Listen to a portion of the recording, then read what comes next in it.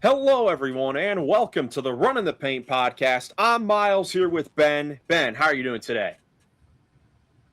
Feeling good, doing great, and happy 4th of July. That's coming up for everyone in America. So, yeah, that's really cool. After this episode comes out. So, enjoy those celebrations. Yeah, 250 years. Make sure to stay safe out there as well while you guys are celebrating. Right now, we've got a lot to talk about in the NBA landscape. This is our first real podcast since free agency started. We did do a live stream during the first few hours of free agency. Thanks for anyone that tuned in. But as you guys know, not a whole lot happened the first couple hours of free agency, and a whole lot has happened since then, and a whole lot of major trades, which I can't wait to get into. We have a whole lot to do today. So let's get started with Pirtle. And Ben, we thought it'd be fit to go with a free agent that's been on a few different teams now that also switched teams in this free agency period. Ben, who are we going with? Mark Smart, or known as Marcus Thumb sometimes. Oh, gosh, they got us nothing. Oh, All right. Sorry. We got Eastern Conference forward or center that's younger. That's really all we got. We could guess so many different guys for this. Yeah. That's not in his 30s yet. Why don't we go with let's see, he's a Aaron Neesmith or something. I mean, there's so many guys. Yeah. I guess who's been on multiple teams? Because I was thinking Aaron Neesmith's been on a lot. We could go with, let's see, for forward. I don't think we could go with OG Anunoby. I don't think that his age is. I don't think he's in his 30s yet. Yeah. What do you think, Ben? Any names come to your mind? Tell us no, Atlantic Division at all. I don't think it's a Celtic player, but we could try OG. We'll try it. See where that can get us. OG Anunoby. All right. So we got confirmation. This is all right. The forward guard thing is still highlighted. So this is going to be like a 6'10", 6'11" forward that's younger than 26, so still pretty young, and numbers between 11 and 33. Not in the Atlantic Division. Yeah. All right. Central or Southeast. Let's see. Well, I think Mark Smart played on the Wizards for a bit, right? And when it appeared like, wow. Huh. No, because it would have. No, because it would if the guy was in the Lakers, I think. So yeah, we could go with a Wizard. I was thinking of like Alex Sarr. Yeah. Yeah, except I don't know. I'm not sure if his jersey number fits. Or does he wear? Who wears number 20? No, okay, would fit. Yeah, okay. Let's go with it. Let's try to get it. We can knock out another division. Alex Sarr. All right, it is in the Southeast. 21 or 22. 14. That's not a center. All right. Heat, Hornets, Magic, Hawks. Franz Wagner.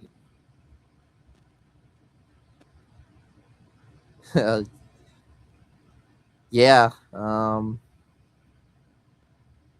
Number 22. I think it's him. Let's go with it. I think that is him.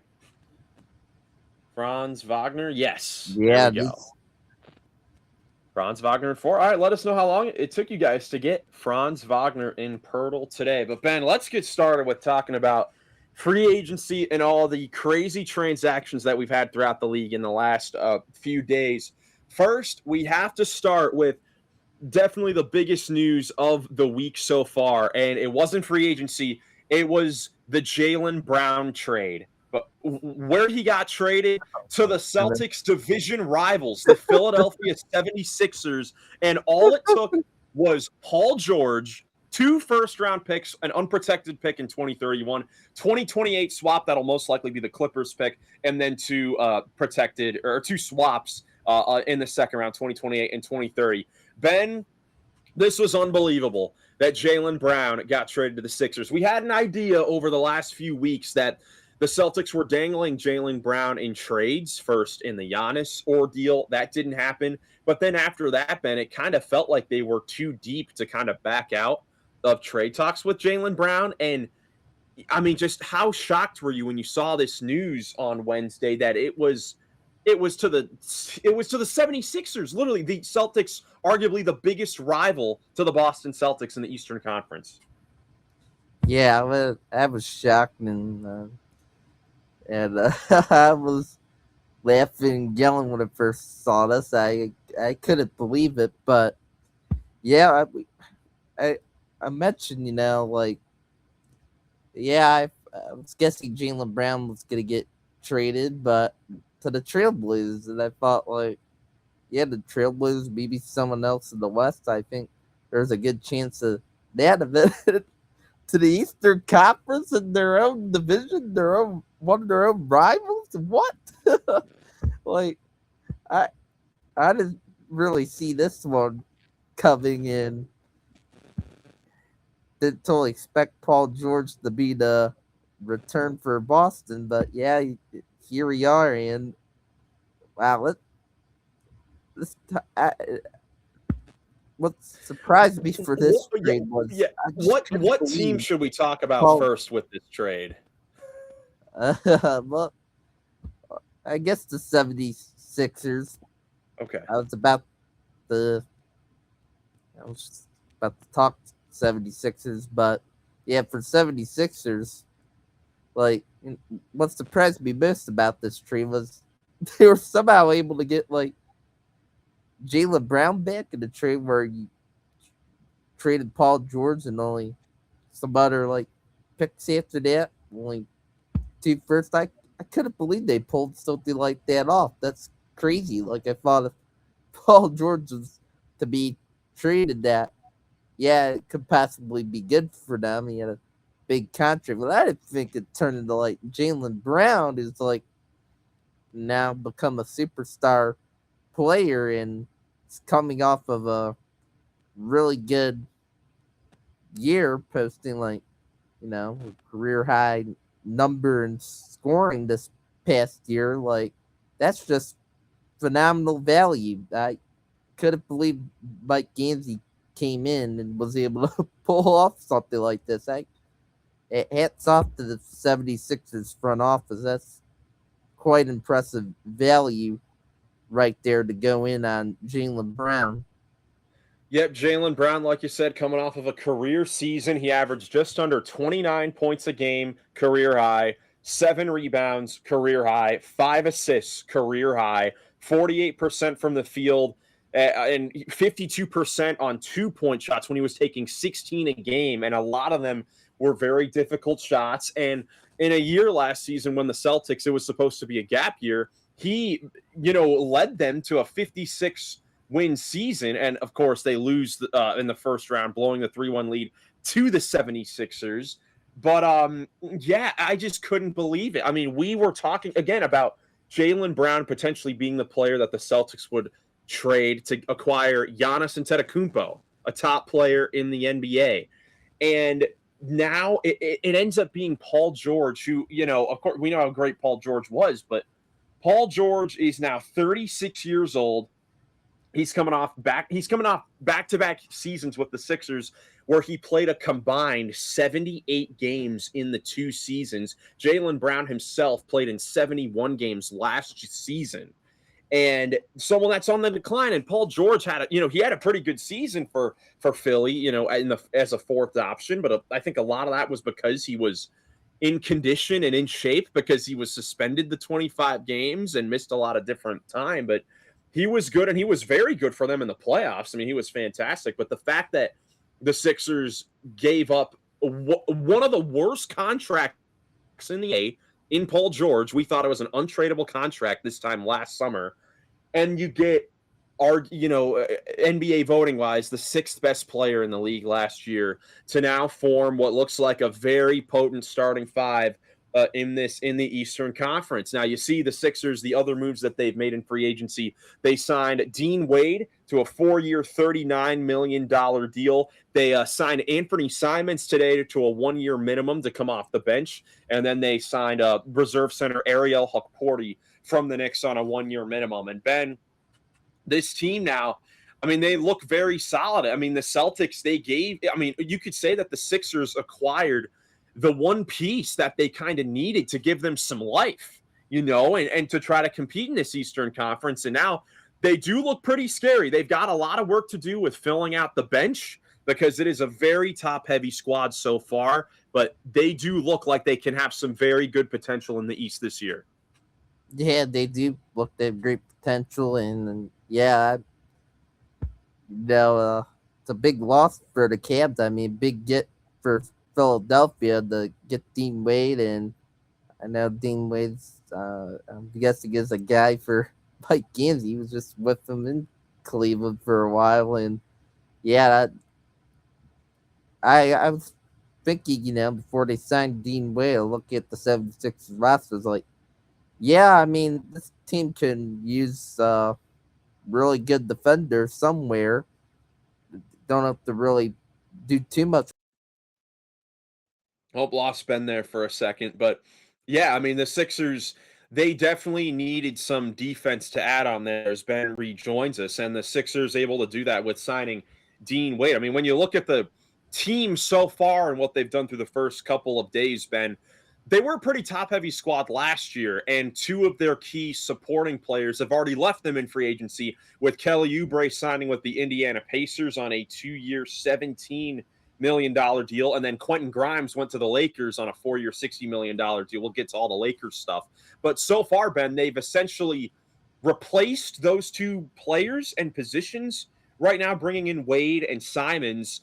Now again, I think they definitely have some work to do. I mean, right now there's a ton of pressure on the rookie LeBaron Philon, who I know was one of the biggest steals of the draft that we've talked about, to do some special things this year. But Ben, what do you think the Sixers need to do here? Do you like the roster as it is right now? Yeah, I'm starting to really like their roster as is right now, and yeah, they need to try to see if they can round out a bit more their bench with their bench front court if they can. I mean, they got Porty, who was a solid backup center on the Knicks, who just won a championship. So again, I took that guy away from another division rival, just beating the playoffs. But yeah, I mean, there's been some rumors now. Philadelphia showing interest in LeBron, and Mike Gansey, he was also playing high school basketball, I believe, at the same time as LeBron in Northeast Ohio. So they could have a good connection with each other. And to get LeBron somehow, man, look out. That team would be definitely one of the favorites, not the favorite to win the East. But yeah, even right now, I mean, I really like they can be a contender to the East, though. There is some concern with the bench, and curious to see if they'll end up doing another move, obviously, or not. Yeah, totally agree. And I think just to touch on the LeBron stuff, we talked about it on the live stream, with the news that he's going to leave the Los Angeles Lakers.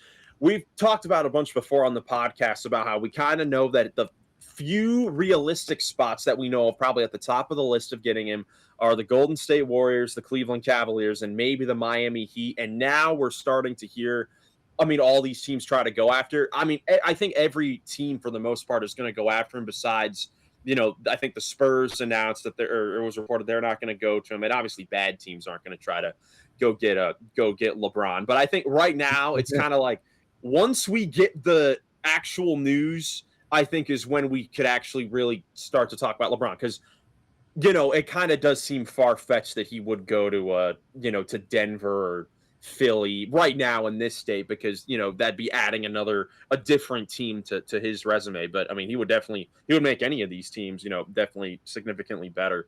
Ben, how do you like the fit of Jaylen Brown with this starting unit? I mean, the way that I look at it with what the Sixers starting five is now with Maxey, Edgecombe, Brown, most likely Dean Wade, and then Joel Embiid. The fact that you can make an argument that Joel Embiid, who, MVP 3 years ago and just averaged 27 a game this season and turn around the Boston series last year, that guy is their third best player. You can make the argument, and that is very special. But as far as their guards, how do you think it can mix together now that the Sixers replaced Paul George, who was kind of a plug and play, catch and shoot role player type of guy, with Jaylen Brown, who was used to having the ball a whole lot with Boston? Yeah, it's changed. They'll have to get more used to, but I think they could adjust to it just fine. And I mean, look, even if Embiid is the best of the time, like, I think this team could keep up better, possibly being able to win more games because Jaylen Brown could just be that good when he has the ball in his hands. And I think, the fit's pretty good at the free there. And I believe he's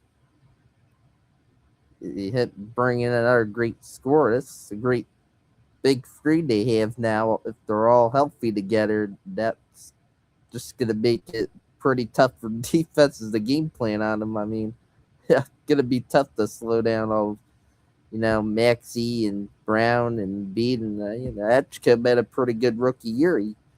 I expect possibly some more growth out of him in second year. Yeah, would totally agree. I mean, look, the Sixers are off to a pretty good start when you look at the points per game between Maxey, Brown, and Embiid last year.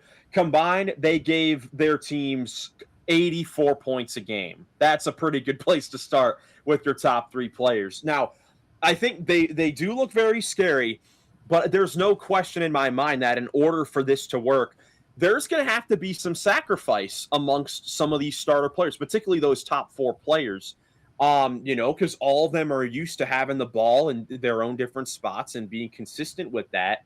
And we know it's going to be very important for them if they want to advance in the playoffs, for them to be able to play their best when they're together on the floor. So, Ben, who do you think is going to have to make the biggest adjustment and the biggest sacrifice between, let's say, those four guys, Maxey, Edgecombe, Brown, and Embiid? Yeah, I think to me, like, possibly Edgecombe, maybe he's relied more on some free and D stuff, possibly just because I mean, he'll understand. Yeah, he's a high draft pick. He will get some opportunities with the ball, but obviously, he would understand, I guess, if for the best chance of them winning, you gotta get the ball to your main, star guys, Brown and Maxey, and then when Embiid's healthy and Embiid as well, of course.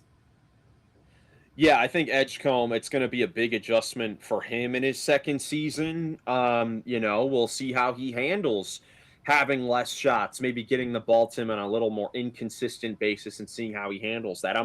He might be a candidate that we could call having a bit of a sophomore slump this next season, but I don't know if it'll be from him playing bad. It just might be from him having to adjust with three all-star, all-NBA caliber players.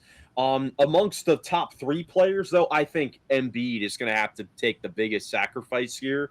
And it might be in his best interest and the Sixers' best interest, and we'll talk about it when we get closer to the season, if they try to lower his minutes, from the 31 minutes to maybe 25 minutes a game so that they can get more out of him when it matters most. Because unfortunately, we've gotten to the case now with Embiid that although he gives you a whole lot of points and he is still a very skilled big man on the offensive end, the last 3 seasons, he played in 38 games last year, 19 games in 2025, and 39 games the year before, the 3 years since winning MVP.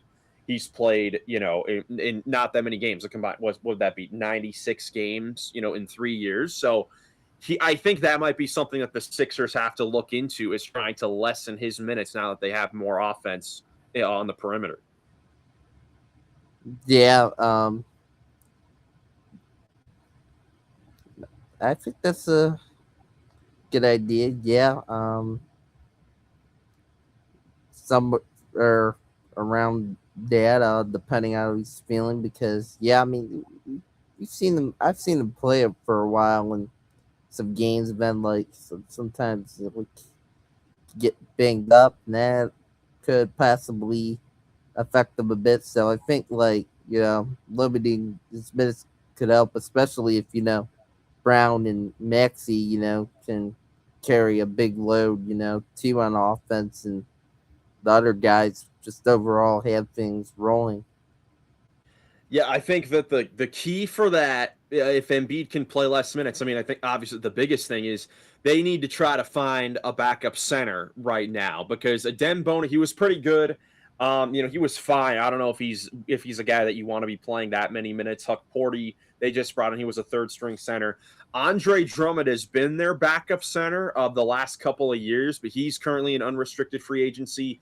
He's been pretty good the last few years, and of course, it's kind of funny to think about, but he added a 3-pointer this year, Andre Drummond. So he Yeah, gives you great rebounding, and he gives you, maybe a 3 a game, if you need it from the corner. And I saw some reports or something that he feels like he's got a lot in the tank still, so he might go to a different team. But if you're the Sixers, I think it is imperative that they re-sign Andre Drummond, because in order to execute that plan that I think would be very smart for them with Embiid playing less minutes, you need to have someone that you can trust playing those minutes, and Drummond would certainly fit in that category. Bona, a good shot blocker, but doesn't do a whole lot of other things that well.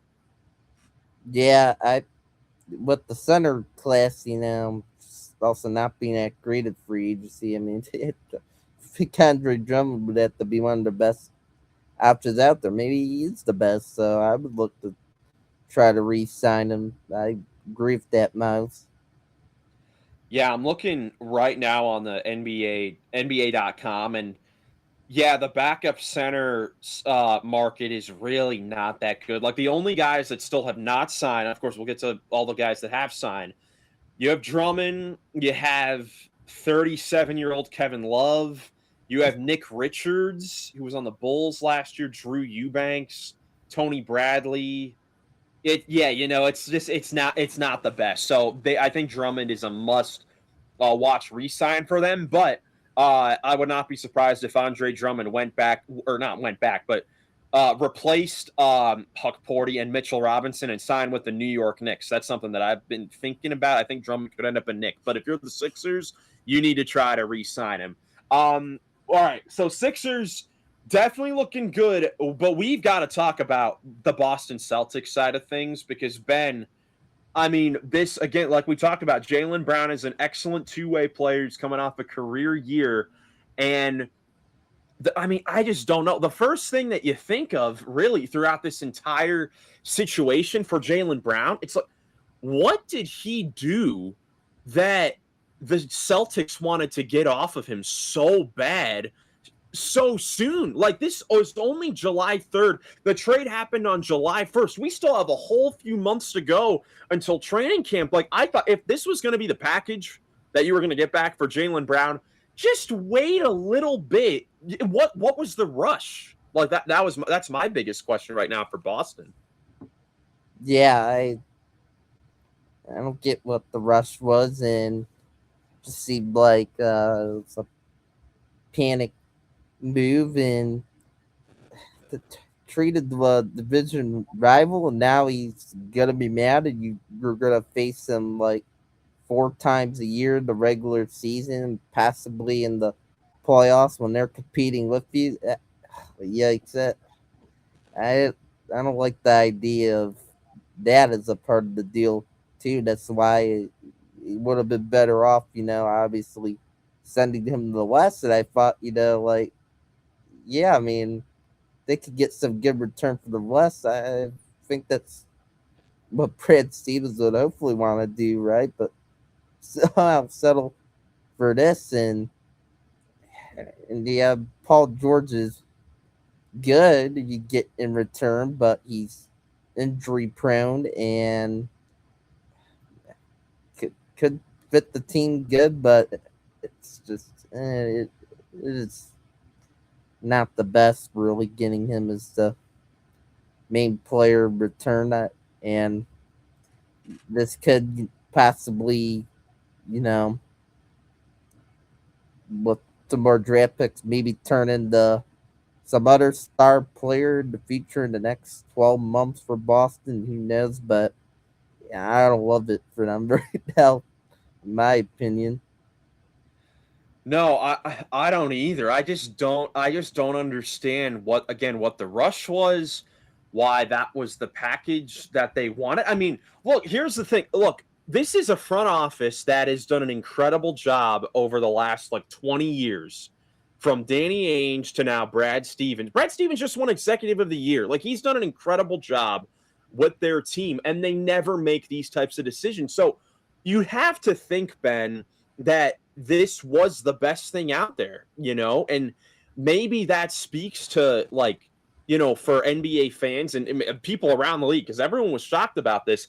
But maybe Jaylen Brown's value, even though he was an insanely special player last year, that his value was just not as high as we expected.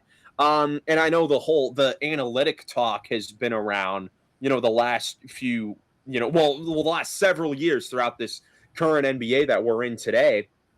And Jaylen Brown being a player that is very mid-range oriented, I guess he doesn't fit into that a whole lot, I guess, even though the shots go in and he gives you a bunch of points. But I guess around the league, the value was just not there. And the Celtics felt that this was the trade that they had to take to get back some draft picks and bring in Paul George, who, although he's definitely a decline from Jaylen Brown, I mean, if you care about analytics, I mean, Paul George will perfectly fit in that Joe Mazzulla system of firing up threes. But I'm just kind of surprised that the league valued Jaylen Brown this little, and Paul George was the player coming back.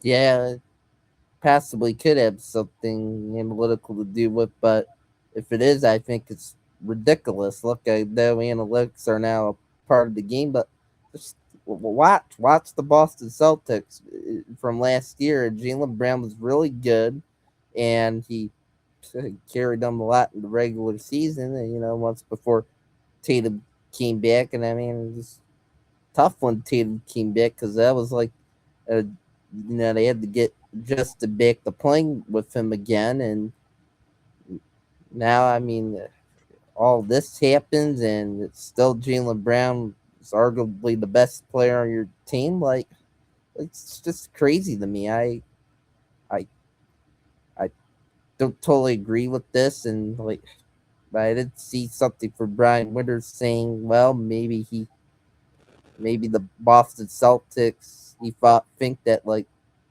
Derek White was somehow gonna be better than Jaylen Brown, but Derek White, he's a great player still for both ends. I wouldn't agree with them if that's their thought process.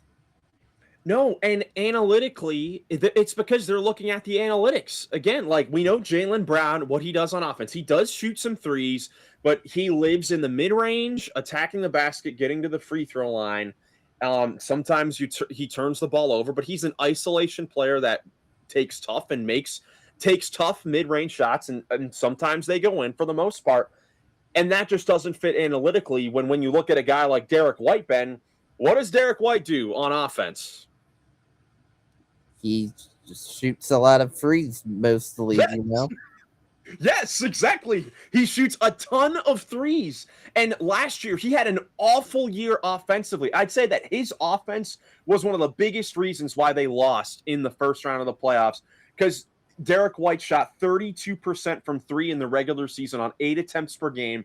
And in the playoffs, he shot 27% on 8 attempts. He averaged 11 points on 12 shot attempts. He was awful. Like, I just don't. Analytics are cool. And yeah, I think it's cool for some things. Like taking a three is better than taking a shot with your feet on the line, like the Kevin Garnett, of course, ironically a Celtics legend and all that. But when you're just judging, you gotta watch the games. I feel like, and I know all these guys are, they're smart, they're professionals for a reason.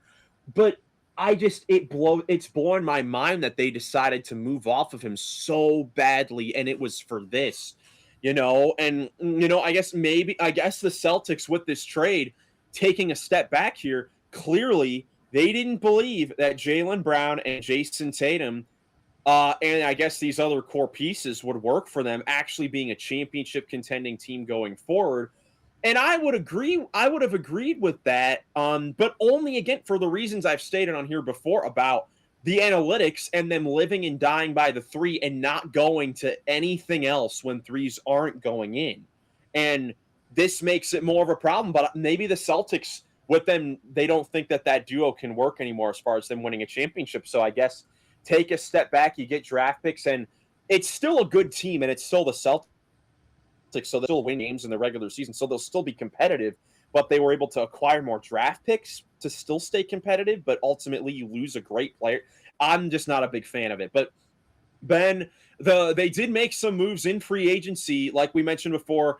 They signed Mitchell Robinson from the New York Knicks. They signed Robinson for a 3-year, $47 million deal with a player option on the third year. And then they also signed the old man, Mike Conley, to a 1-year minimum. He will become the 14th player in NBA history to reach his 20th season. So, Ben, going away from the trade a little bit, what did you think about the free agent signings of Robinson and Conley? Yeah, the free agent signings were good. They were not bad. Like Mitchell Robinson, I do like that signing. He can crash the glass well. He can rebound really well. I think the rebounding could help, and then he could kick it out to the shooters on that team and guys. I think they get a bit better rebounding and shot blocking area with Mitchell Robinson, though him and Kata, they seem like a bit similar type of bigs to me. They're big, physical big men. So that's interesting. And I'm thinking they could possibly still use like Luka Garza, out there some minutes as like, more of a shooting big still that works better as he, developed more and had some nice moments for them last year and fit good in that system. So, like Conley, I would say, yeah, for veteran guy, it's fine. He brings a good veteran leadership. He's a great guy. So, yeah, well, I think that one works out okay for some solid backup point guard depth there. Yeah, so the funny thing on Mike Conley, of course, again, he's entering his 20th season. He's going to be 39 years old next season. And you'd have to imagine that he would want to play for a title. Do you think he would have signed with the Celtics if they didn't make this trade? Like, you wonder if he went into this situation knowing that that a big trade was going to happen and they were going to take a step back, if he still would have signed there. Like, I find that interesting. I mean, the Celtics, again, they're going to be good and they're going to be competitive, but I just find that a little interesting for Conley's sake. He'll be good, a leader in that locker room. But Mitchell Robinson, I think good signing. Again, like you said, Ben, a very similar player to Kata. I'm glad that he was able to get some money. It's going to be a major loss for the Knicks not having him back. I think that's going to be something that Knicks fans are not going to be happy with James Dolan about not willing to spend money to retain Mitchell Robinson. And now he goes to, a rival in the Boston Celtics. You still, again, I don't want to keep saying it, but I think it's so important. The Celtics are still going to be a good team, you feel like. Yeah, but the East is so competitive. They should still be right in there. And Mitchell Robinson, now they actually have a guy in there that it's going to be comfortable. defending the bigs on these other teams. If the Celtics are still to want to compete to win a few rounds in the playoffs, Mitchell Robinson can guard Karl Anthony Towns. He can guard Joel Embiid. He can guard Evan Mobley and Jared Allen. He can match up against Jaylen Duren. Like, he can match up against all these other centers in the Eastern Conference. So I think it's a pretty good signing there. But Ben, overall, with this Jaylen Brown transaction, Brown to the Sixers for Paul George and draft picks to Boston, we got to grade the deal, Ben. What do you think of this? Yeah, I think for the 76ers, it's an A plus. Like, this is phenomenal value to get. Giving up Paul George, as I mentioned, he go in and get Jaylen Brown, who had one of the better seasons out of any players last year in the NBA, like up there. And I I think that's just great. Them being aggressive like this. I really wasn't totally sure what the 76 were going to do, or was questioning if they were going to be able to do anything at all to go in on something to help them take it even more of a jump in the East. But Jaylen Brown's a guy, that can help them do that, and you take him away from a rival. That's just phenomenal. And then for the Celtics, oh boy, yeah, this is gonna sound harsh, but yeah, this is like a brutal trade. I think it's an F in my opinion. Oh man, I don't like it at all. Like, he was arguably your best player, and Jaylen Brown, like, I don't believe he requested out based on what he was he did saying not. on podcasts and Sean's reporting, and this was just more of a thing with Brad Stevens in the front office, where it's just a goofy process that I don't agree with at all, and fans aren't happy there. It's like, I wouldn't say it's as bad as the Mavericks, the Luka Doncic thing, but this is not a good trade at all. Still, by them, in my opinion.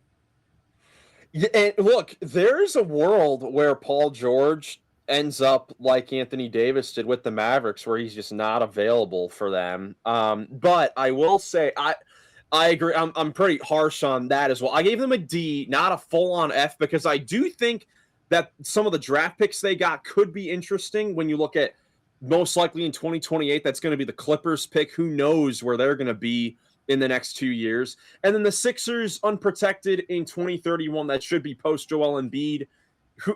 It's obviously tough to gauge the draft picks, but we've seen so many different things can change in 5 years. I think those could be decent draft picks, but it's not the value at all. And it's just crazy. I get the two things I'll mention before we move on to all the other stuff. This is going to be another long podcast with all the stuff that's happened. But with Jaylen Brown, of course, he was the Finals MVP in 2024. 2 years ago now, 3 seasons ago, getting disrespected by this team and getting traded. Someone that I do think will eventually have his number hanging in the rafters of the TD Garden. He's certainly done enough, I think, to have his number hanging in the rafters there for the Boston Celtics. But Ben, it's kind of crazy in this NBA cycle that we're in right now, with the parity that we're in, that we're seeing like teams from these teams from 2-3 years ago, these championship teams that are now kind of self-imploding, like not even 2 years later. Like, it's kind of crazy that Celtics team was looking absolutely dominant when it was Holiday, White, Brown, Tatum, Porzingis, and Horford, and now more than half the guys are gone, and they're just not. You're not sure what to expect from them heading into the season. It's great, only 2 years, and that's what's happening. It's unbelievable. Yeah, it's unbelievable. I agree, and yeah, it's funny how it's happened this recent championship teams, but I think it goes to show you just how crazy the parity can get in the NBA nowadays. And then the second thing I was thinking, like, we keep mentioning these two teams making the trade when they're such big rivals. Like, of course, we know that the overall history, going back to when these teams were battling in the Larry Bird, Julius Erving days. But you even go back, Jaylen Brown has played against the Sixers in the playoffs 4 times in his career in 4 different series in his career. So you have to think that's gonna be some wild adjustment for him, going from being kind of trained to hate that city and their team, and now he's got to go and really rep the city and do his thing for them. But these transactions between rivals, I remember, like, not many, these don't really happen that often with these rivalry teams making trades. And the ones that you think of, like, there are two that come to mind that over the last like 10 years, and both of them had a clear winner and a clear loser. When you look at the Celtics, when they made the Kyrie Irving trade with the Cavs for Isaiah Thomas, who was injured, Jay Crowder, the Nets pick, which ended up being the 8th pick, and Colin Sexton. And, as Cavs fans, I've always thought, we ended up turning that stuff into assets that got us Donovan Mitchell. So it was okay. But that trade, there was a clear winner and there was a clear loser. And then even 2019, the Clippers and the Lakers, this is an easily forgotten one, when Magic Johnson traded a young Ivica Zubac to the Clippers for Michael Beasley or something of that sort, who didn't even, like, it was something like that of that. Or no, it was for Mike Muscala. That's what it was. Mike Muscala for Ivica Zubac. And Mike Muscala was off their team after the season. Then Zubac has turned into an all-NBA caliber player. Like, it's just, what we've seen is that the few times that it happens, they do not go well, these rivalry trades for one team.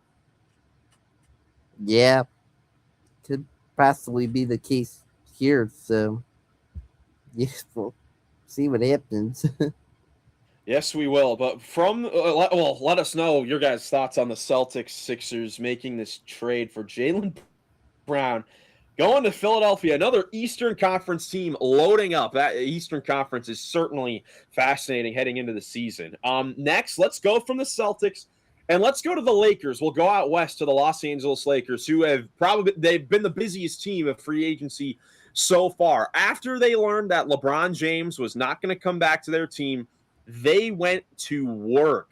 First, the big news was that they signed Jazz center Walker Kessler to a 4-year, $130 million deal in a sign-and trade. And in the sign-and trade, they sent back their unprotected first in 2031 and 2033 and first-round swaps in 2028 and 2030.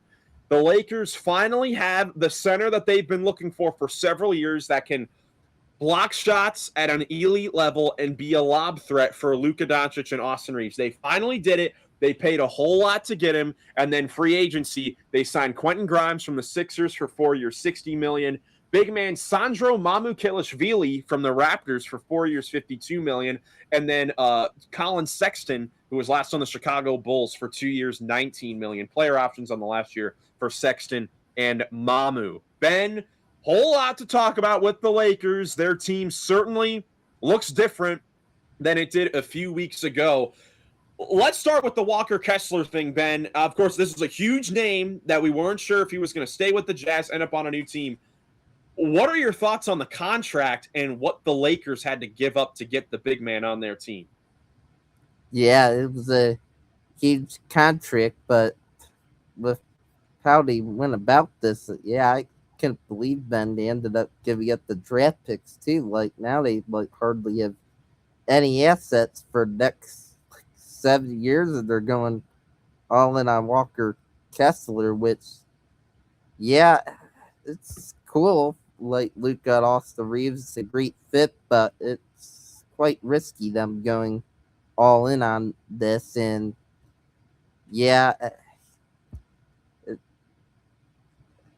giving up his first round picks, I mean, this is a lot. I mean, I think from what I was hearing, Utah was looking at, matching, but it's like the Lakers were like so desperate, and Utah's like, for negotiations with the Lakers, I guess, like, hearing the Lakers willing to give that up, that are like, okay, cool, we'll take it. I don't even blame Utah for that. I mean, it's a huge loss losing Kessler, but I mean, I still think the Jazz can take a nice step up next year, and we'll, you know, keep building in the right direction. So, I think for them it was good, and for the Lakers, yeah, I mean, you make Luka happy, great. He did put that big demand on you, but it's not terrible, but I don't love it from them still.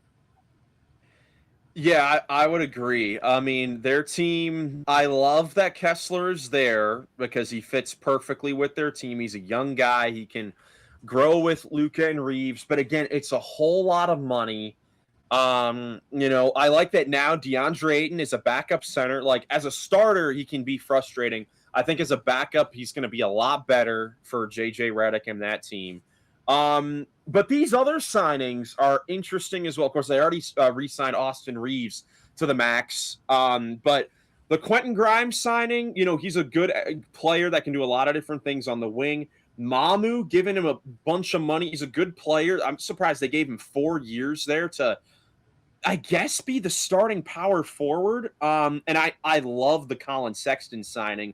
I'm so happy that he is now finally going to get a chance to show what he can do on a bigger stage. He and Larry Markkinen, his former Jazz teammate, are the two players that lead the league in regular season games played without playing in the playoffs. And if all goes well, that should change this year for Sexton, who's a terrific scorer for their team. But Ben, when you look at the team that they've got right now, and it feels like now that they're probably going to lose Rui Hachimura. I think Maxi Kleber's going to go back overseas, and now they got Kessler. It's kind of funny. He isn't included in the trade, but essentially the Lakers and the Jazz swapped Walker Kessler and Jackson Hayes. Jackson Hayes is going to be the backup with Utah for Yusuf Nurkic, which is actually not bad. It's not a horrible loss that they lose Kessler because Nurkic had a pretty good season and they got a lot of reps with him playing with those other guys there in Utah. But for the Lakers, this team, Kessler fixes their interior defense,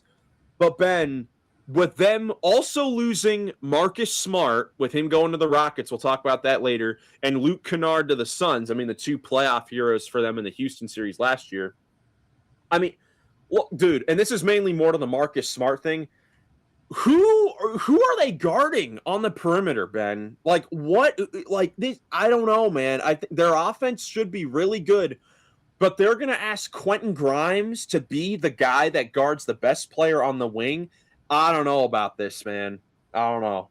Yeah, I don't love that either for the Lakers, and I think like losing Marcus Smart was a mistake for them because he played some pretty good defense for you, and he could have provided at least some pretty good defense around the perimeter for you. But Bronny James, I know I'm not totally sure still if he will stay there now. Obviously, dad's thing, but I mean, if he's still there, I still think there's some more potential out of him. He's an athletic guy. I mean, maybe he steps in and starts playing some pretty good defense. I don't know if they know something with that with him, but still. This is what I would say about Bronny James. They guaranteed his contract on Tuesday, which was the deadline. They guaranteed his contract, and over the course of the season, they played him more minutes, and he was a rotation player for them in the Rockets series. So I fully expect Bronny James to be at some point in their rotation trying to give them defense because they're going to need it. So I know it's always funny but to talk about him sometimes, but I think he can really have a solid role for this Lakers team, and they're actually going to need it, and they showed it. They guaranteed his contract, and he's going to have some sort of role on this team. Yeah, I believe he would too. They have to try that. See, you could get some pretty good defense out of him, and can get pretty good defense out of him. I mean, he would have to be a main part of that rotation for sure. But now with Kessler there, he's has the potential to be a great defender himself, but still you're relying a ton on him with his defense and just with him being there. And like any of these, top guys, Kessler, Doncic, get hurt, which obviously you really hope doesn't happen, but you could end up putting yourself in the pretty tough spot because, I mean, it's, it's still, I, I still don't think Def is like the best on this team, and you lose Rui Hachimura, which if he doesn't want to sign for cheap there, that would happen. Just that would be a big loss too, because he had some pretty nice games as well in the playoffs, and you're gonna have to adjust with these new free agent signings, which are all solid. You know I want to say like I'm a big fan of it because even Luke Kennard made some big shots for them, and LeBron wanted to move on from them. I mean, not much they could do there, but LeBron was obviously huge for them last year in the playoffs. So there's going to be a lot of adjusting with JJ Redick, but I think Redick's become a pretty good head coach. I think he still has the chance to make something work well, and I'm curious to see how he does it. Yeah, and Walker Kessler, I mean, he's going to be very good for their team. I'm very excited to see how he plays because over his first essentially 3 seasons, he only played 5 games last year because he had a major shoulder injury. But in 200 games, he averages 2.5 blocks per game in 25 minutes played, and he's a terrific defensive player who hasn't really gotten to show it at least as a winning player yet because the Jazz haven't been trying to win. Now, of course, the pressure is going to be up a little bit more for Kessler. And even like in the 5 games this season, he shot 6 of 8 from three this season. So who knows? Maybe he's got a 3-point shot that could certainly help this team as well. But yeah, it's going to be interesting. Again, they don't have any perimeter defense. Quentin Grimes is going to have to be a diamond in the rough essentially for this team on the defensive end. He can shoot the ball. We'll see about Mamu now. Like he's a good player. We'll see what he can do for them if he is the starting power forward or if they have to go with Vanderbilt. Like my favorite signing of this is the Colin Sexton thing again because I think it's a great value and he's a very good scorer. But Ben, what do you think with the Lakers having all this cap space this summer? This was basically going to be the only time where they would be able to add to the roster this much with all this money with Luka Doncic there, as the face of their franchise. Particularly on the Kessler signing, again, 4 years, 130 million, and trading away essentially 4 draft assets. Was this the right decision for the Lakers to go essentially all in on Walker Kessler as their third guy? Yeah, it's a tough call. I mean, obviously Luka was really demanding it, and I mean you have him now, which is great. But he played such a hefty price to get him. You got rid of like your main draft capital stuff, and like going all into this and hoping it somehow works for multiple years. Me personally, I would have leaned not doing this, and I would have had a big explanation for Luka with that. Though I mean, would have been totally ideal, but it's just going all in and on this, and then you still have the Spurs and the Thunder, who are young teams, really good. I mean, could get even more better. It's gonna be hard to knock them off unless you somehow played them in the playoffs and they were like somehow injured for the Lakers. Like this, this is a big risk you're taking here, and it's not terrible as I said before, but it's not ideal. And if this were somehow even not work the best, like in the next few seasons, I mean, who knows with Luka? I know he's in LA, but you never know. He could want out, still desperate for a title if he like didn't get close enough to getting one in these next upcoming multiple years. Yeah, but yeah, I agree with everything you said. But at least Rob Pelinka and the Lakers can say that we're all in on trying to, we want you here, and we're going all in on having you here. We're giving you the lob threat that you wanted, that can protect you on the defensive end. We've brought in spacing, Quentin Grimes, who played with Dallas before with Luca. We're giving you bench scoring and Colin Sexton. And we're giving you a stretch four in Mamu that can also make plays on the offensive end as well. Not as great of a defensive player. So at least they're going all in and showing Luca that they want him there. Are they the right decisions? We'll find out here over the next season or so. But certainly, big summer for the Lakers. And we'll see what happens with, I guess, Rui Hachimura if he goes to another team after his incredible 3-point shooting season this past year for the Lakers. Let's go now. Let's go and talk about the Chicago Bulls, who signed one of the few All-Stars on the free agent market. They signed Norman Powell to a 2-year, $45 million deal, and they re-signed backup center Zach Collins for 2 years, $17 million. They swung in the Julius Randle trade earlier and picked up Nick Claxton. Of course, they lost Anthony Simon, so disregard that. But this is their team. They got a starting five now that looks solid. I don't know if they're going to do anything crazy in the East with how competitive it is, but Ben, I mean, at the very least, this should be a fun team to watch on it every single night.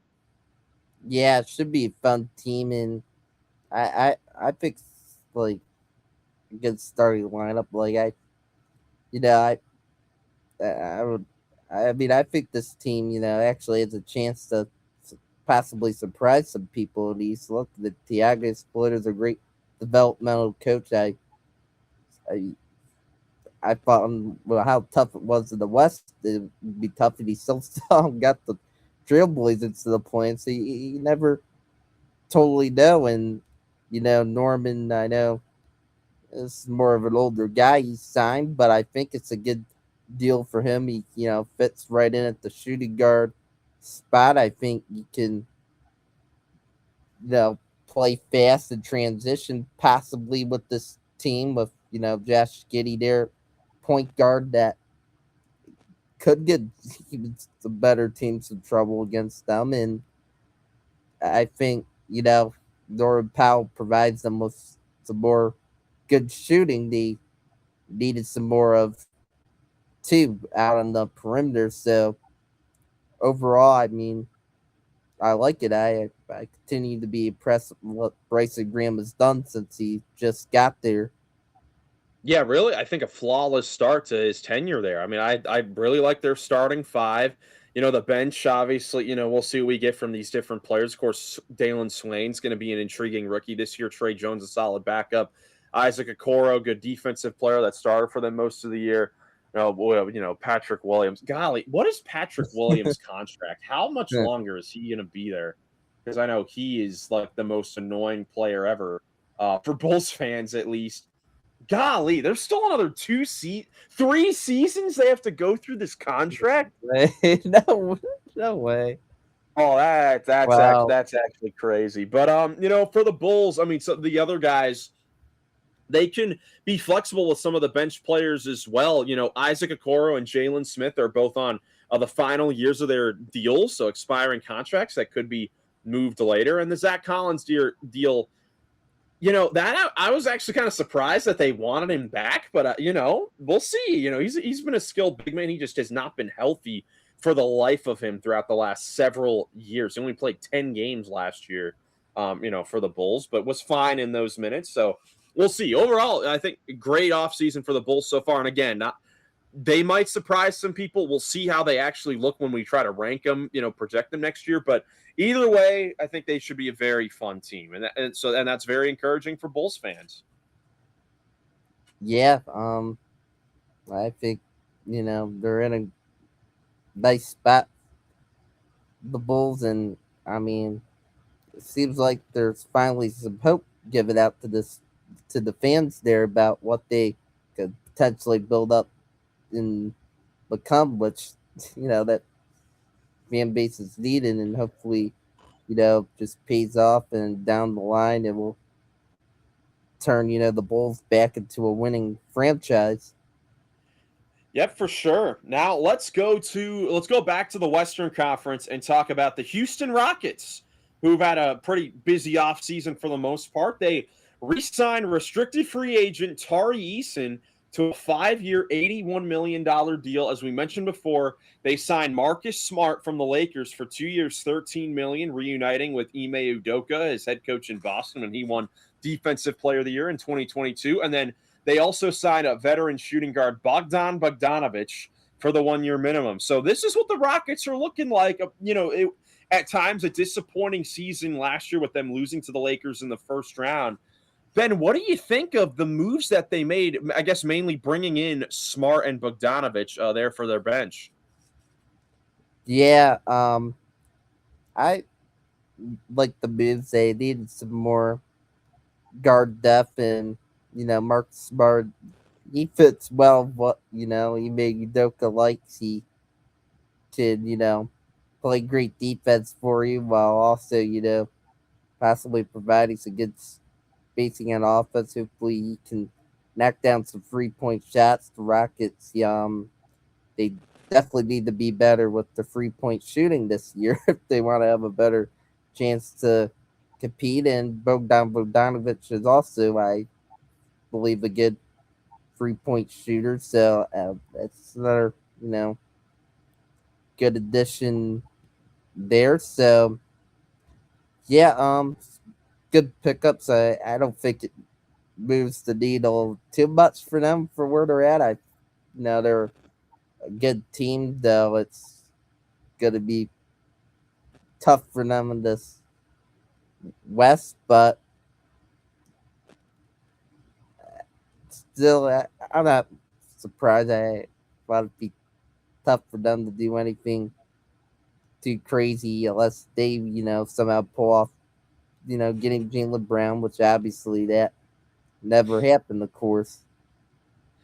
Yeah, I mean, look, I like the signings for the Rockets. I mean, you look at them heading into next year, and I think that Rockets fans like our buddy Jackson Godwin should be feeling pretty good about where they're at, considering that with Fred VanVleet being out for all last season, he's basically an addition of a player this year. So they're going to go from last season in the playoffs when the Rockets basically did not have any bit of a bench to go to or any guys that Ime Udoka could trust down the stretch to now bringing in Fred VanVleet and Marcus Smart, who are two very similar players that perfectly fit Ime Udoka.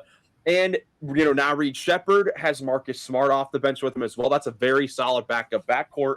And, Bogdanovic is a fine veteran player. I'm not sure how much he'll actually give them, but he is someone that is going to be guarded at the 3-point line. So that is a big thing for them. He's a playoff tested veteran. He was on that Hawks conference finalist then he's had some pretty big shooting games in the past. So overall, I really like what the Rockets have done with limited resources. They've been able to do a pretty solid job. So I like what they've been able to do with bringing in these guys. Yep. Solid off season, I would say, so far from Houston. Now, let's talk about the Western Conference champion San Antonio Spurs, who mainly they re-signed a couple players, bringing back Harrison Barnes and Julian Champagnie. But then they signed a veteran forward, Tobias Harris, to a 2-year, $31 million deal. And it was announced that they are hiring Billy Donovan, recent Bulls head coach, to be the lead assistant under Mitch Johnson. So, Ben, what did you think about these two moves for the Spurs getting Tobias Harris, who was just a pivotal piece on the 60-win Pistons last year? Yeah, overall, I really like the moves for the Spurs. Like Tobias Harris, they they made the finals, but they still had a whole power forward that he could slide right in and be a good starter there. And he had great playoff games for the Pistons in the playoffs. Like I gotta be honest with you, Miles. I don't think they would have gotten out of the first round, the Pistons, without Tobias Harris and some of those pretty good scoring games he found the way to have and help Cade in that Magic series. And Well, yeah, he had 30. He had 30 in Game 7 of that series. Yeah, but here in San Antonio, I think he'll have less of a load on him, more so just a free and D guy. But that's all right. I think he could fit in there well. He's you know good size for the power forward, and Billy Donovan there. I think that's a great replacement from losing Sean Sweeney as your lead assistant, and like now this guy he has like a bunch of head coaching experience though already, unlike Sean Sweeney. I think that could be pretty helpful to Mitch Johnson, who it's looked good as a head coach, but still there could be some even more growth from him, and just having now an experienced guy right next to Mitch Johnson coaching on the bench, I think will end up being a big help to that team coming up next year. And I was surprised he took that Billy Donovan, but I can understand it. I think for him it's a good decision, and he'll get the coach at least. Yeah, and coach a very good team that should be one of the favorites to win the title next season. Yeah, I've been seeing a lot of Spurs fans actually really dislike the Tobias Harris signing, and I'm struggling to figure out why. Like, I feel like Oh, he's a great fit for their team. I mean, he's someone that I'm curious to see how he will be used in that lineup. Like, you would think that they're going to use the same starting five they had, throughout all last year with Champagnie at the 4, but Tobias Harris just had a very good playoff run, and this is a player that has not come off the bench in any game since the 16-17 season with the Pistons. That's going to be 9-10 years ago. So, I'm always curious about guys like that. Like, is he going in expecting to start like he has for the last 10 years and 500 or plus games? Or is he is he going in being like, all right, this team just made it to the finals. I want a ring. I'm going to come off the bench and provide them things that they were missing. Yeah, I think for Tobias Harris, he wants to be on a team here that could possibly win a ring, and I think he could like that. There's not too much pressure on him with the scoring, but that he's excited about fitting in as another good connecting piece on the wing for the Spurs. Yeah, totally agree. I just got a report talking about Rui Hachimura. He hasn't made a signing yet, but there's a report from Mark Stein and Jake Fisher that Rui Hachimura has been pitched by both the Golden State Warriors and the Minnesota Timberwolves. Oh, yeah, that's interesting. Yeah, Minnesota makes sense because they have a gap at their power forward spot. So I mean, they could get him the Wolves. That'd be big for them, and for Golden State, they're just desperate to prove in some ways. So yeah, those teams make sense as landing spots. So that's definitely interesting. Yeah, Rui Hachimura. I think the Timberwolves need to get him. Like, they need to get him if Yeah, they have they any hope of going definitely forward. need to get him. Yeah. But Tobias Harris going to the Spurs means that the Pistons had an opening at their power forward spot, and they decided to sign John Collins to a 3-year, $51 million deal to replace Tobias Harris. So this is what their team is looking like. They brought in Isaiah Joe from the Thunder. They re-signed Kevin Huerter. We're still unsure what is going to happen with Jaylen Duren, along with the LeBron stuff. That's number one on our radar. What is going to happen with Jaylen Duren? Ben, what do you think about the Pistons signing John Collins and their offseason overall? Yeah, I think, tough losing Tobias Harris from some big scoring outings that helped save them in the playoffs for going, more further. Not too far, but I think John Collins is a good replacement there. I mean, it's a bit more size at power forward. He can be good, stretch power forward for you. He's a good shooter from the perimeter, which that could be a good help to them passively, and I think he's a guy that can play good defense for them as well. So yeah, I believe after not being able to afford Tobias Harris, it's fine to pivot and sign John Collins on a good deal. Yeah, I like the fit as far as, it gives Cade Cunningham a lob threat that can also stretch the floor and shoot the three. He just had a back-to-back seasons where he shot 40% from three, but with the Clippers last year and then with the Jazz the year before when he averaged 19 points, 8 rebounds a game. Like, he's an offensive-minded power forward, which is good. I'm curious to see if, how he'll be used there with the Pistons because, like, we know Tobias Harris. We think of him, as a bucket. And like we said, that he was kind of a release valve for Cade Cunningham throughout the playoffs as a guy that was comfortable in those moments, taking, isolation, step back jumpers and making threes and doing stuff off the dribble, getting to the basket, and stuff like that. John Collins, I'm looking forward to seeing how he's going to play on a winning team and what his role is as far as like, will he make the Pistons better in that aspect? When you get into the playoffs, like we saw last season, when they are, guarding off of Asar Thompson and Jaylen Duren, and they're forcing Cade Cunningham to do everything. Can John Collins do what Tobias Harris did for them? That I'm a little skeptical of so far because we kind of know of him as a lob guy, as a dunker that can stretch the floor, hit threes, sometimes be a post guy.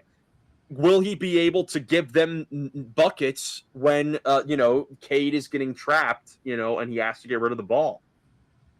Yeah, I agree. I'm skeptical of that too, but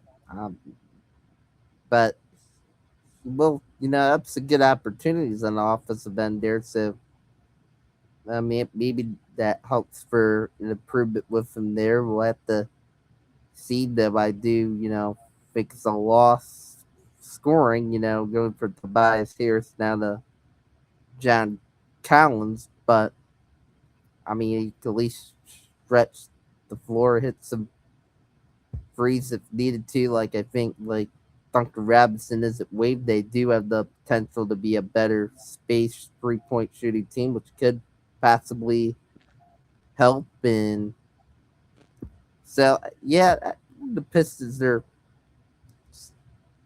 still in a good position, though. We'll see what happens with Jaylen Duren to get a better idea, obviously, of course, on where they could be at going forward. Yeah, I think it all comes down to that. It is a total disaster if they don't sign him. Like, I think I the agree. Lakers signing Walker Kessler to that deal, I think it puts a lot of pressure on the Pistons not to go all out for the max because Duren, I mean, let me see exactly what Jaylen Duren is eligible for because of the making all NBA and being the all-star. Like, Jaylen Duren could sign a 5-year, $287 million contract. That's his max.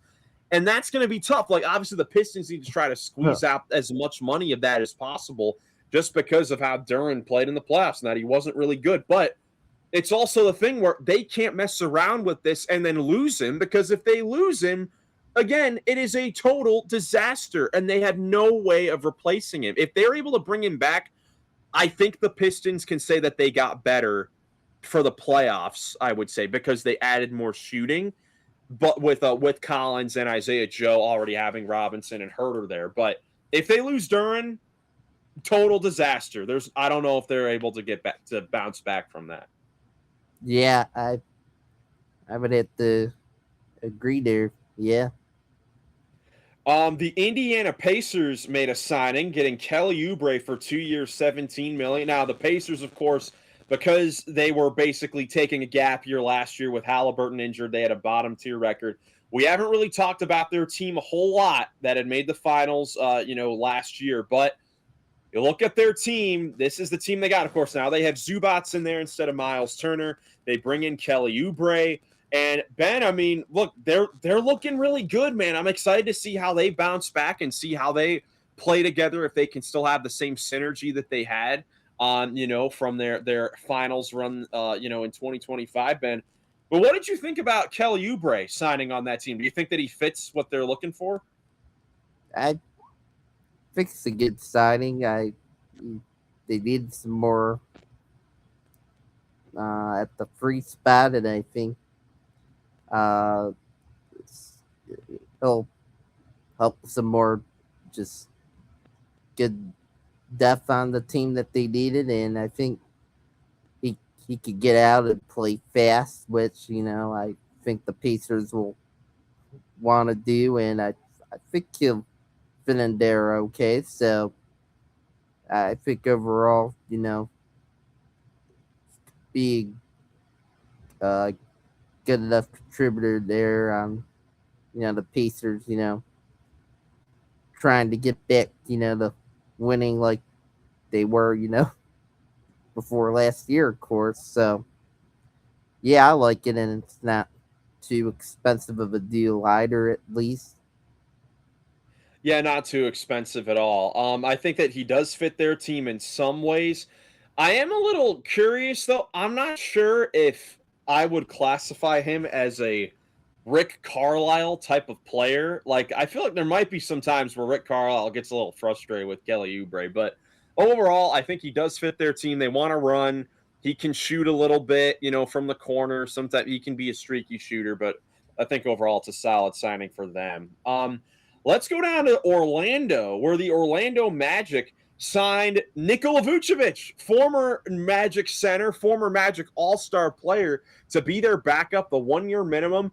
Vucevic reportedly turned down lucrative offers elsewhere to return to Orlando and most likely try to finish his career as a Magic player. They also brought back Javon Carter, and they to try to be more flexible with money going forward, they waived Jonathan Isaac and then re-sign him to a minimum. So, Ben, what did you think about Vucevic going back to the Magic?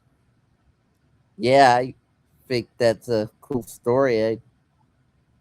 Really like it for them, in that he's a big that can get the more floor spacing, which I think is a need there, and he'll help with that. And that's his home. I think he'll be comfortable there. I think he could do some bouncing back after a tough season last year where he was on the Bulls, who were rebuilding to start last year. And then he went to the Celtics, but that fit didn't go the best. So I think for him, I can understand him taking a cheaper contract and just going somewhere where he could be comfortable at. It could fit in as a type of big man player that is a need for Magic, a floor spacing big who can come off the bench. So yeah, I'm definitely cool with this for them. Yeah, definitely happy that they were able to get him back and make it happen. Last few bit of transactions that have happened over the last few days. The Phoenix Suns signed Luke Kennard for a 2-year, $13 million deal. The Dallas Mavericks made a trade to acquire Santi Aldama from the Memphis Grizzlies for AJ Johnson, a 2030 top 20 protected Warriors first round pick and 2 future second round picks. The Warriors re-signed D'Anthony Melton for 2 years, $11 million, and then the Brooklyn Nets signed Mo Wagner for 2 years, $19 million, and then Keon Ellis for 2 years, $18 million. Ben, any thoughts on any of those four transactions? Yeah, surprised about the Santiago Daba trade, but I think that was a good one for both teams. I mean, for Memphis, it is Santi. He was a nice player for you.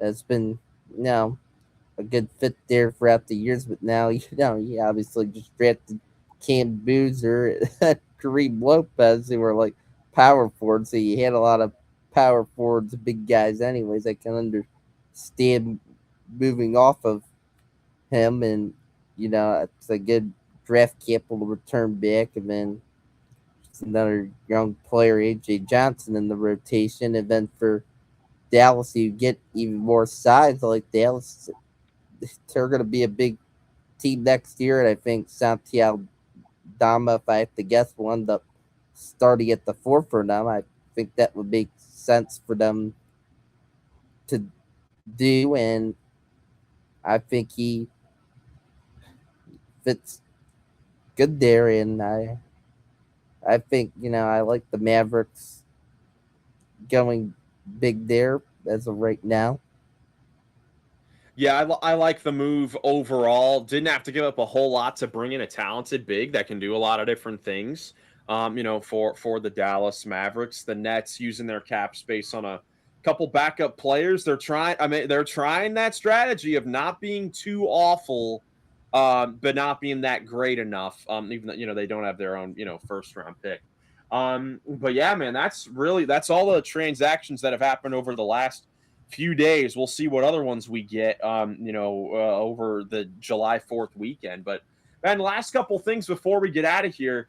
Tonight is the start of the 2026 Summer League. Now, this is the California Classic that takes place in San Francisco. And, it's always fun to have some basketball to see all these young prospects get on the floor for the first time. But, Ben, there's one thing that I want to ask you about.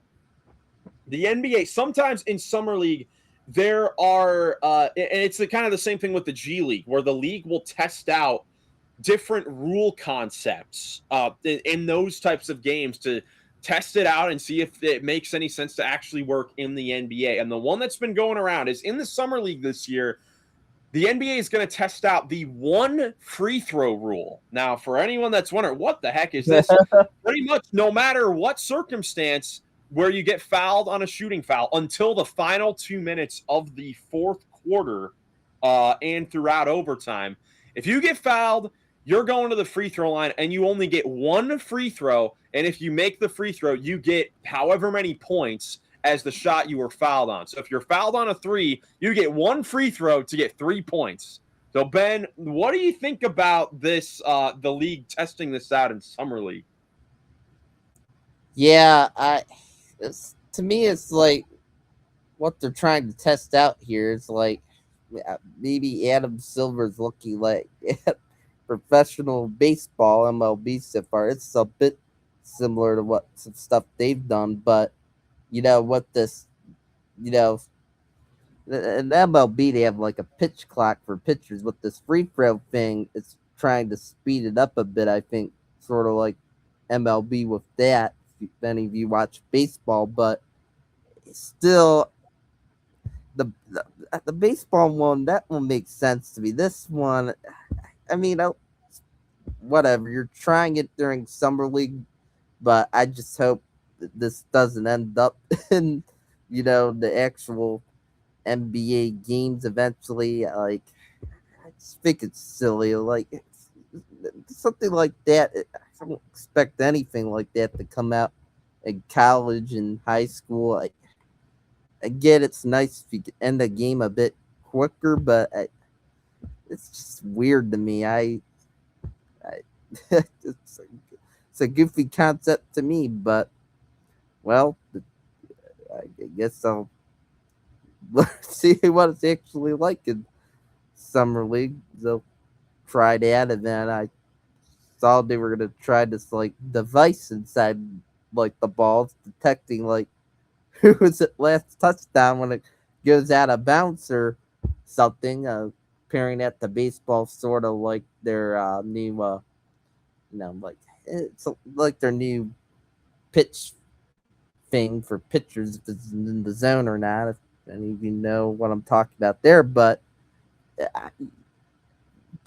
yeah, they say like you can't field the device with the basketball. I mean, I'm not totally buying that yet until we see what's going on with these players. I guess they're right, but it's interesting. Like, I mean, I guess it's gonna help things with the officials, and I'm not a fan of that yet. But that one, that at least if you can't field the device of the ball makes more sense to me than the free throw thing. But there's at least summer league they're testing it out and see what happens after that. The NBA usually, if they think of some different rule thing that maybe they want to put in the NBA. They seem to test it out in summer league.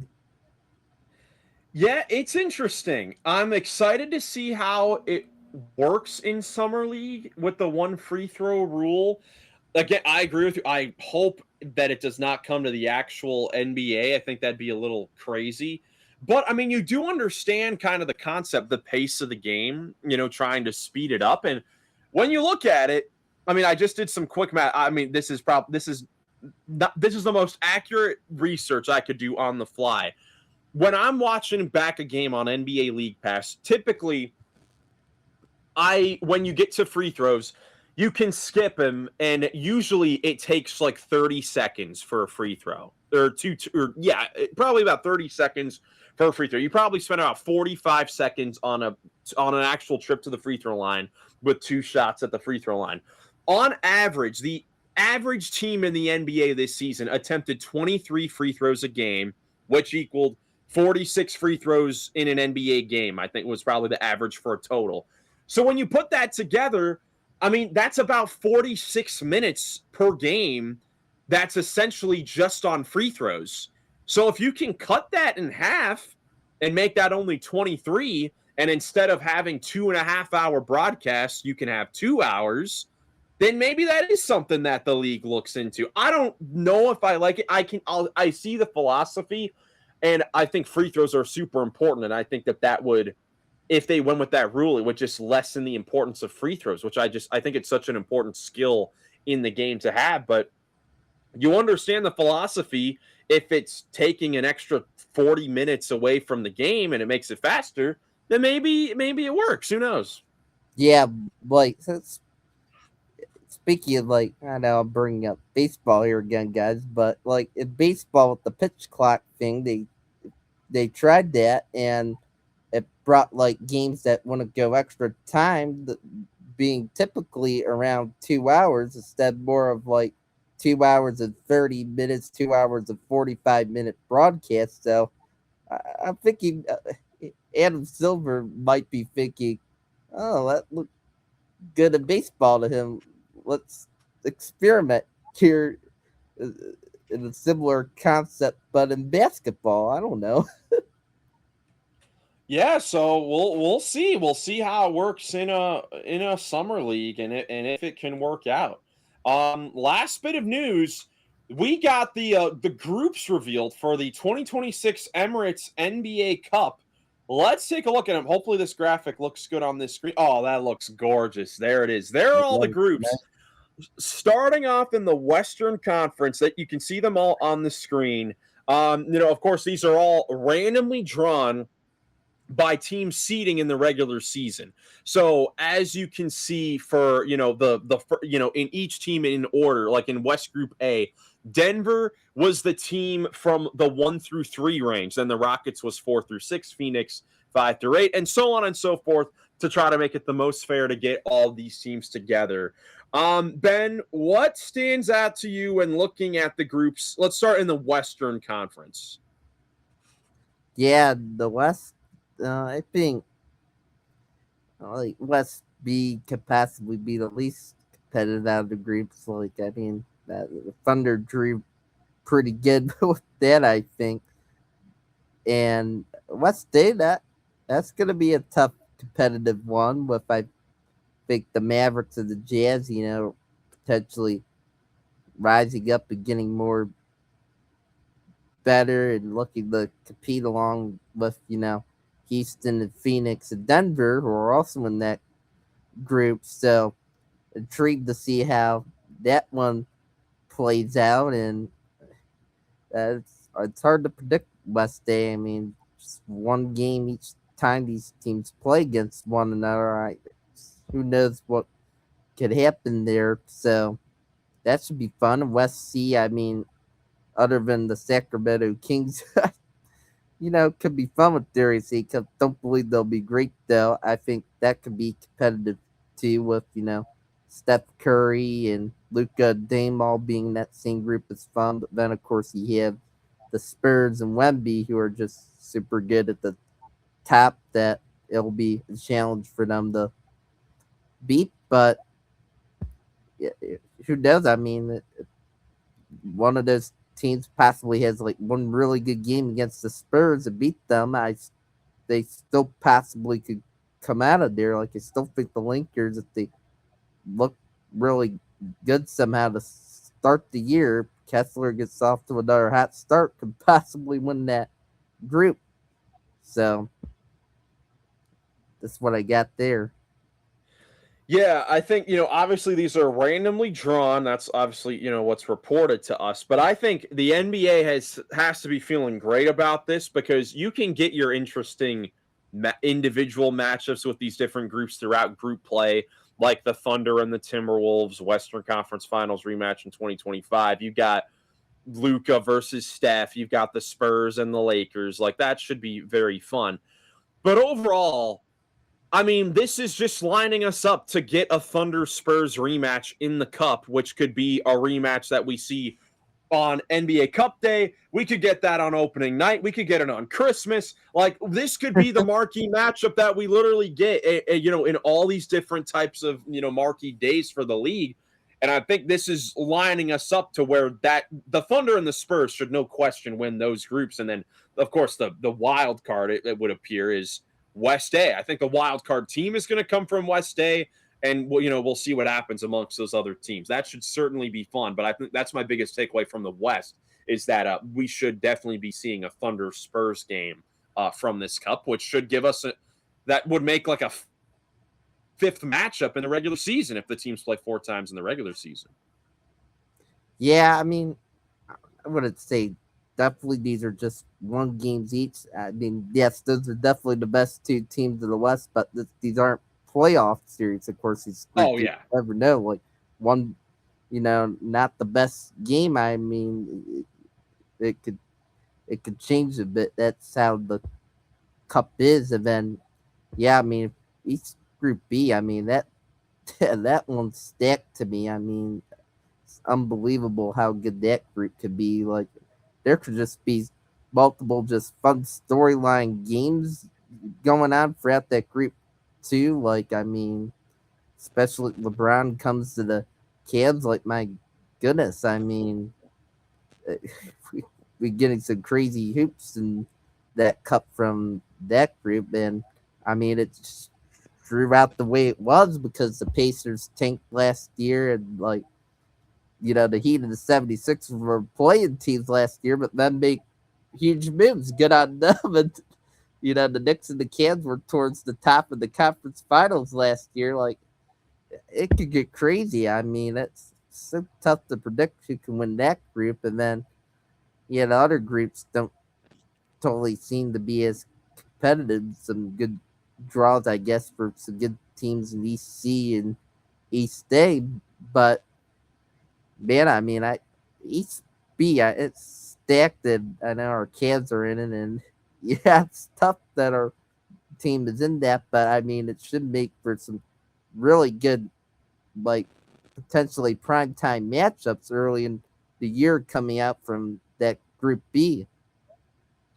Oh yeah, I mean, honestly, like in the Eastern Conference, like East B should have like half of the nationally televised games for the Cup.